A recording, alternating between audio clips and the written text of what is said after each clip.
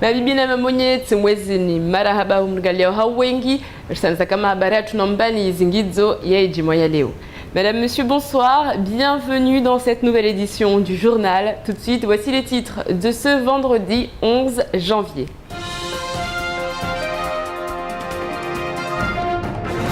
Après la mise en examen du directeur de publication de France Mayotte, aujourd'hui le quotidien publie des documents confidentiels défense pour prouver ses dires.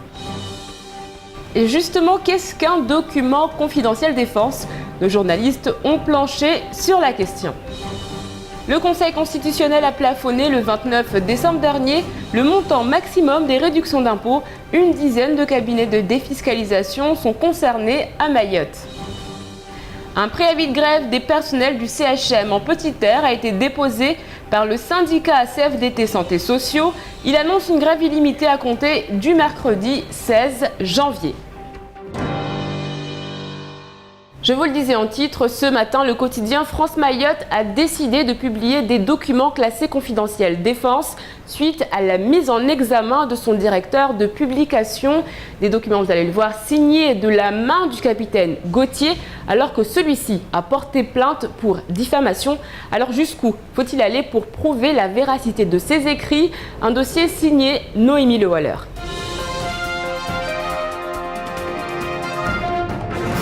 Le secret est levé. Ce matin, le journal France Mayotte a décidé de publier des documents classés confidentiels défense. Une décision radicale suite à la mise en examen pour diffamation mercredi de son directeur de publication, Patrick Milan. Le but du jeu, c'était véritablement de démontrer que M. Gauthier, l'ancien commandant du groupement d'intervention régional à Mayotte, connaissait la vérité, mais utilise la justice pour faire paravent, tout simplement, mais aussi pour faire pression sur la presse, qui n'a fait que dire la vérité. Il n'y avait pas de mauvaise foi de la part de la presse, c'est ce que nous cherchons à démontrer. Maintenant, il n'y a aucune velléité ou volonté de salir le corps de gendarmerie ou le groupement d'intervention régional, absolument pas. Rappel des faits, le 21 août dernier, France Mayotte publie le témoignage de Denise Imblot. Cette Anjouanaise assure avoir été indicatrice du GIR pendant 3 ans. Elle témoigne dans le journal pour que, dit-elle, s'il lui arrive quelque chose, il y ait une trace de son histoire. Denise Imblot affirme que le GIR lui aurait promis des papiers français en échange de sa collaboration, papiers qu'elle n'a jamais obtenus. Les documents publiés ce matin sont signés par le chef du GIR, Gérard Gauthier. Ils attestent de la véracité des dires de Denise Imblot. Elle était bien immatriculée en tant qu'indique. Le premier document précise que depuis 2008, Denise donnait régulièrement au GIR des informations relatives aux filières d'immigration. Gérard Gauthier y évoque aussi une mission à Anjouan en contact avec une filière d'immigration impliquant des personnalités. Le commandant du GIR conclut, fait un excellent travail. Les documents sont estampillés ministère de l'Intérieur, de l'Outre-mer, des collectivités territoriales et de l'immigration. La spécificité de Mayotte est rappelée en introduction. La DGGN, la SDPJ et la BAC avaient ainsi accepté le versement d'une avance pour le paiement de certains frais relatifs au travail des sources immatriculées. Enfin, les 3e et 4e documents prouvent ces différents mouvements d'argent opérés pour financer les missions des informateurs. Le risque qu'encourt le journal, c'est le risque d'avoir fait éclater la vérité. Le risque, il est surtout pour les personnes qui se disent, qui se pensaient peut-être intouchables, parce que c'est des documents qui, a priori, qui n'auraient jamais dû sortir. Et aujourd'hui, le journal a publié cette information et c'est tant mieux, la population avait besoin de l'entendre, de le voir et de le lire. Après des mois de déni, ces documents attestent enfin de l'existence de ces tontons, des indiques travaillant pour le GIR. Ils prouvent aussi que ce fonctionnement était connu en haut lieu, validé par des corps d'élite. Et ils expliquent aussi pourquoi le général Véchambre est intervenu auprès du juge d'instruction Hakim Karki dans l'affaire Roukia pour que le GIR n'ait pas à se justifier. À ce jour, Denise Imblot a déposé plainte contre le GIR, mais elle n'a toujours pas été convoquée par la justice. Et justement, qu'est-ce qu'un document classé confidentiel défense? Que risque-t-on à publier ce genre de preuves? Le terme paraît complexe. Notre journaliste Romane Delahaye s'est penchée sur la question.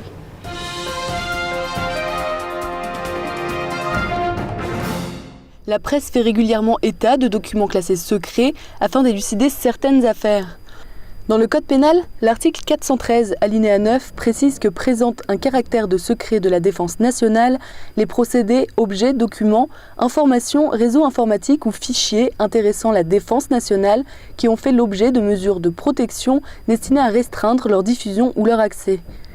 3 catégories se distinguent, très secret défense et confidentiel défense. Le niveau est défini en fonction du degré de préjudice que causerait à la nation la divulgation de l'information concernée. Un document classé confidentiel défense ne représente ainsi qu'un hypothétique faible dommage pour la défense nationale. L'accès à ces secrets est rigoureusement réglementé. Il est autorisé seulement aux personnes habilitées. Prendre connaissance d'un tel secret ou le divulguer sans y être autorisé, c'est le compromettre. Les documents confidentiels défense ne représentent pas réellement de danger pour la sécurité d'une nation. Des copies de ces fichiers trouvent régulièrement leur place dans les colonnes des journaux. Ils prouvent la véracité des faits évoqués. Le 29 décembre dernier, le Conseil constitutionnel a plafonné le montant maximum des réductions d'impôts. Ce sujet touche directement l'économie de Mayotte et une dizaine de cabinets de défiscalisation sont concernés. Alors, qu'est-ce que cela va changer pour les professionnels et surtout, qu'est-ce que cela va changer pour nous? On fait le point avec Noémie Le Waller et Abbas Alidi.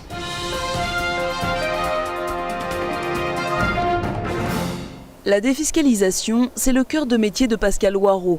Ce commercial travaille dans un cabinet présent à Mayotte depuis 4 ans. Des modifications de la loi Girardin, ils en ont vu passer sans que leur activité soit menacée. Il faut juste s'adapter. Effectivement, on s'attendait à une modification, même si le gouvernement avait juré que non. La loi de finances 2013 aura un impact très fort sur la collecte, on peut dire également sur nos clients. Donc on devra avoir 2 fois plus de clients par rapport à l'année 2012 et axer plus de moyens financiers et humains pour pouvoir toucher un maximum de clients. Le 29 décembre dernier, le Conseil constitutionnel a plafonné à 18 000 € le montant maximum de réduction d'impôts généré par la défiscalisation. Jusque-là, l'État accordait ces 18 000 € plus 4% des revenus annuels du contribuable. Pour rappel, la défiscalisation permet aux contribuables français d'obtenir des réductions d'impôts par l'intermédiaire d'une société en nom collectif gérée par un cabinet de défiscalisation.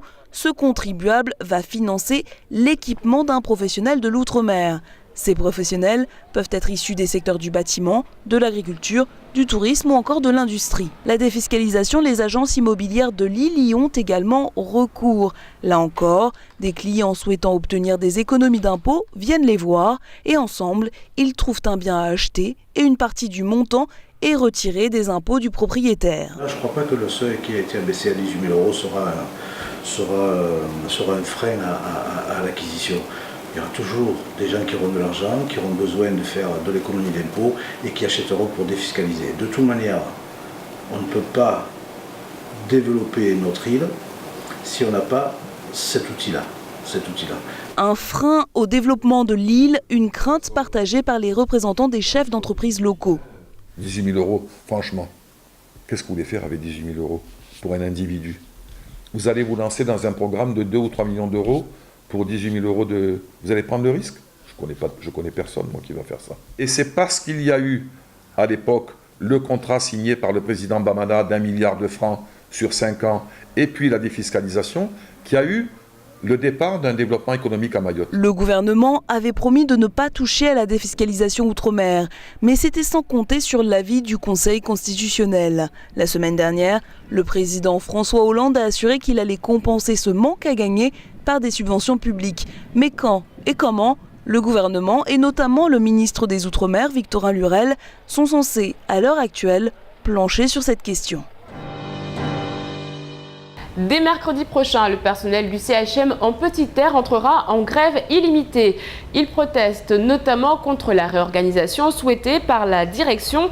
Ouseni Balahache, secrétaire général de la CFDT, était notre invité. Il est revenu sur les principales revendications du syndicat. Pourtant, ce futur mouvement de grève divise. Romane Delahaye.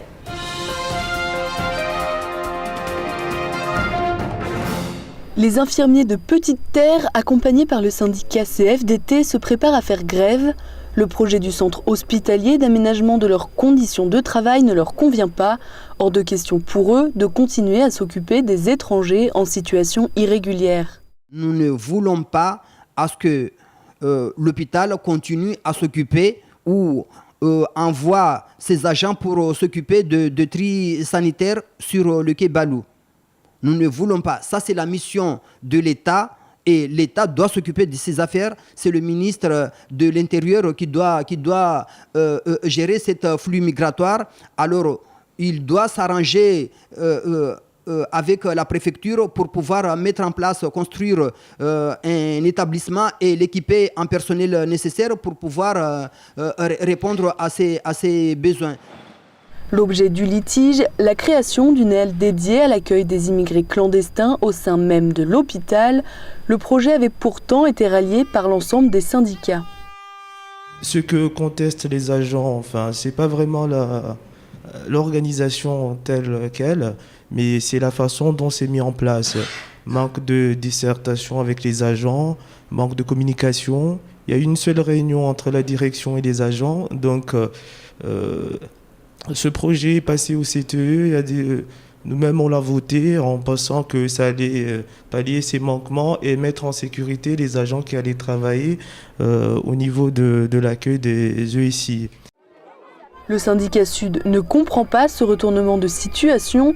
Pour ses membres, il faut laisser le temps au projet de se mettre en place avant d'entamer tout mouvement de protestation. Au jour d'aujourd'hui, s'il était question de revenir sur une discussion d'amélioration, rien n'empêche, au lieu de lancer une grève, de reconsulter encore l'ensemble des syndicats qui ont œuvré sur la proposition et de ressaisir la direction et s'asseoir sur une table ronde, de corriger soit des pages, soit des modules, soit une partie de l'organisation.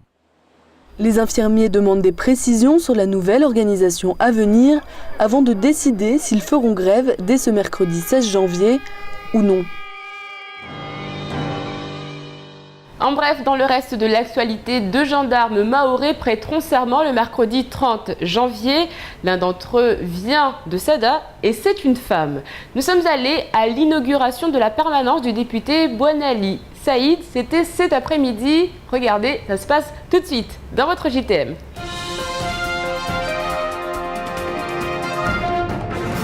D'ici la fin du mois, 2 nouveaux gendarmes mahorais vont prêter serment.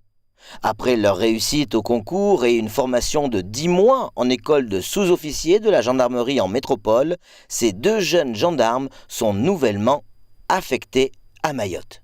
Il s'agit des gendarmes Wali Millet de la brigade de gendarmerie de Mamoudzou et de mademoiselle Saïd Armia de la brigade de gendarmerie de Sada. Ainsi, le mercredi 30 janvier 2013, à compter de 8 heures, accompagnés de leurs tuteurs, Armia et Millet prêteront serment devant le tribunal de Mamoudzou. Un moment qui sera riche en émotions pour ces 2 gendarmes, mais aussi pour leur famille, car ces 2 gendarmes sont porteurs d'un message de réussite pour les Mahorais et l'accès à des postes à responsabilité au sein d'une des plus vieilles institutions françaises.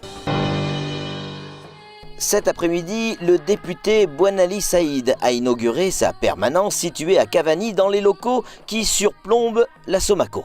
Les huiles et le gratin politique étaient bien évidemment au complet, ou presque. Douchina, Bakar Ali Boto, Salim Naouda, Zaidouta Vandey, Noussoura et bien d'autres ont pu assister au débat traditionnel. Franchement, on se serait cru à un mariage.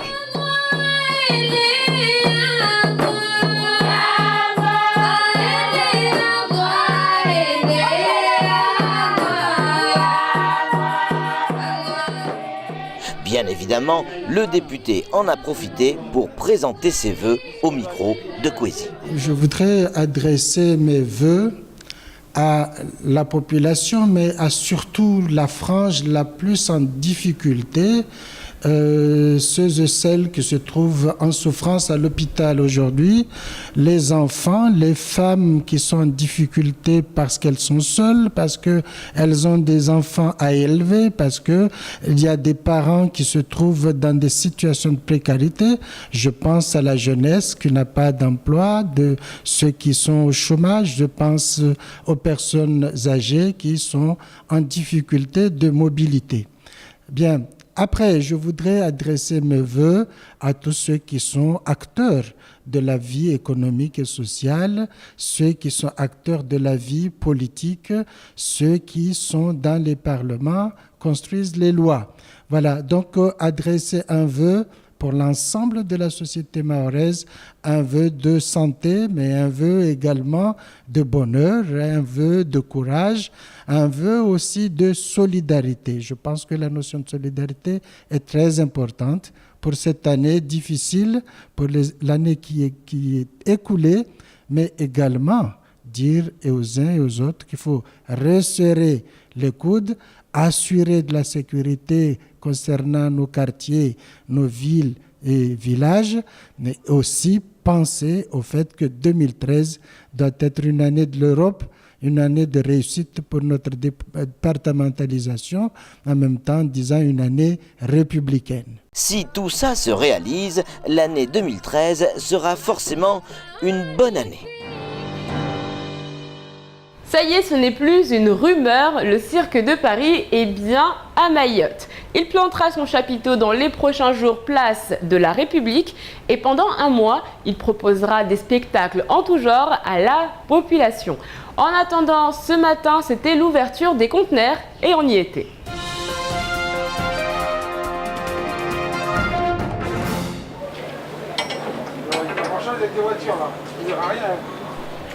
Après la Réunion, les plus grandes villes européennes ou encore la Guadeloupe, la famille Rosel a décidé de poser ses valises à Mayotte. Pour le moment, l'heure est à l'emménagement pour le Cirque de Paris, mais dans une semaine, c'est un spectacle d'environ 90 minutes qu'il nous proposera. Nous allons présenter un spectacle cette année qui est ouvert à tout public, donc un spectacle qui sera ouvert et adapté pour les petits et les grands. Voilà, tout le monde pourra apprécier ce spectacle qui aura une durée d'environ 1h30 à 1h40, qui sera très varié, beaucoup d'enchaînements avec des acrobates, des jongleurs, des magiciens, des funambules, des trapézistes, bien sûr des clowns et de petits animaux. Des petits animaux et des spectacles qui à coup sûr vont faire sensation sur le 101e département qui accueille pour la première fois une manifestation de ce genre. En attendant que le chapiteau se dresse fièrement dès mercredi, sachez que la représentation coûte 8 € pour un adulte et 5 pour un enfant. Le Cirque de Paris à Mayotte, un événement en partenariat avec Kwezi. Attendez-vous donc à retrouver très prochainement sur votre chaîne Cracheurs de Feu et autres jongleurs. Tout de suite, on fait le point sur votre samedi. Demain, bonne fête à Tatiana, à Margot, à Margaret. Nous citerons à cette occasion Margaret Thatcher, première femme à avoir été première ministre britannique, qui a dit un jour: si vous voulez que quelque chose soit dit, demandez à un homme. Si vous voulez que quelque chose soit fait, demandez à une femme. Et vlan, dans les dents. Demain, le soleil se lèvera à 5h43 pour se coucher à 18h32. La marée sera haute. Attention, c'est très important, à 4h05 et 16h35. Vous allez comprendre pourquoi tout de suite. Allez, on passe à la météo. Du côté de la météo, demain, sortez les maillots. Selon Météo France, le matin, il fera beau et chaud, comptez 25 degrés à Bouéni et 27 à Dzaoudi. L'après-midi, caliente, caliente, caliente, sortez les crèmes solaires. Si l'on en croit Météo France, il fera 29 degrés à Tingoni et 33 à Bandélé. Ce soir à 20h, découvrez ou redécouvrez le spectacle de Maoré Danse, un spectacle contemporain tout en couleurs et en lumière. En attendant, nous on fait le point sur ce qu'il faut retenir de cette journée avant de se quitter en maoré. zile zitongo za siri za husu ya majandarmu wa ijiri urhal za katekelezwa na ushefu mbole wa Ikwezi TV zizo zbenundwa leo harima gazeti la France Mayotte Matin ne kweli rahingalia zi mabukiani ya tuwa moniwavu ya senye samba kweli sahe ukapiteni wa hali wa ijiri unakorongolwa Gerard Gauthier wa ya kotadzi se zitongo zina mbaka wauka wa mjita hata bweni Denise Mbonu na kweli ya makaratasi ya senye sa ya shadidi shamona wa eda ya tia mhono na humsifu bweni unamba kweli unupitikili mangavu mfano mana kukana wafanyia hazi nzuzuri raingalia raha ubenuna kulibwa na Marquez kamba za kula wa uswafu ujoho haya mazefu wa wabule ujoho safike tongozini wae akutaz dite na leo bibi Denise Mbonu wae raha kana tisi zo haiwe kamba leo wajangia mushkili na majandarmiani amba eba tinide tumpara umeso safike wae mwenye udaja ajarvenulia tongozini za siri amba tameso ne kamfanu watongia mpara be wasuhunu rina skweli amba tojua rizitekeleze rizbenu suki yangina kweli sahe wae waja utu ne ashtaki ya majandarmiani be kavu ataja wabumoja lalawa mfano harna tribunali amba alipara na leo maavoka wasoma li gazeti la France Mayotte Matin wa wotune washanga amba ini tongotini ya kutalo zdito etaskwedi slaw suala langina muhimu la hujidisa leo hivi de tongo za siri amba kazalazimu leo mfano gazeti toka uyoti azivenu amba tongo za husu serikali au serikali ya daula na raingalia leo kweli sahe raidunga libukulini lhiro code penal amba linde la mahakama somahani lini kweli sahe lisenyesa amba kalazimu leo tongo nor ini kama leo razvenu harna li France Mayotte Matin harna li gazeti la France Mayotte Matin somahani za venulwa beleo yeba lazima ridise raha evani leo ne ka chef wa Ikwezi TV mfano Patrick Mia akarenge satuamba karsbenue tongozini eba skwedi za tojilhana suku au kasijilhane tongo kamba leo waskweli za zishangiza mana ne ka leo mfano vwa mashtaka yafanyishia atojua fungwe be yeba lazima aburihe atasukukia maitohima ode watu wajue skweli be wae arenge satua na yakini amba wae mwenye oda kubalu azitowe ne leo wakazi wa maure wajue skweli vano zalala Pangionu hiro de fiscalisation huswani msaanda ukaona utolewa na serikali amba paka mfano mtu utaha Uvira na hana ya mashirika ya shahidi haukama inatongo no rizini unuraha ujafanya mgaudi utwani amba leo mkinushia utojotia tashaushi basi mfano Pascal Waro unumba hazaza akaona ufanya ushahidi hakama unatongo no msaanda ya de fiscalisation inu mazai na mapanza la mahamini na jaulene afanyao hazuhun maure na wae asiele zamba kwa sahe ranguma hayo afanyao hazi harma tongo no dezizo vwa sharia nyingi za gaudiwa vwa mheze wa Oliver zilizo impose afanyishia beti de tongo ya tonga amba leo vungie tashaushi safike atawabule hunu maure ne mfano lijumba la CCI au imedefio waja utune ediso amba yeba ini tongo tojotea ofure leo imipangio mengi ya hunu maure wao hauju kweli sahe titongo amba itoava unyangu leo harma hazaza uzini be hauju yote de tozia wa hai maure ya mesu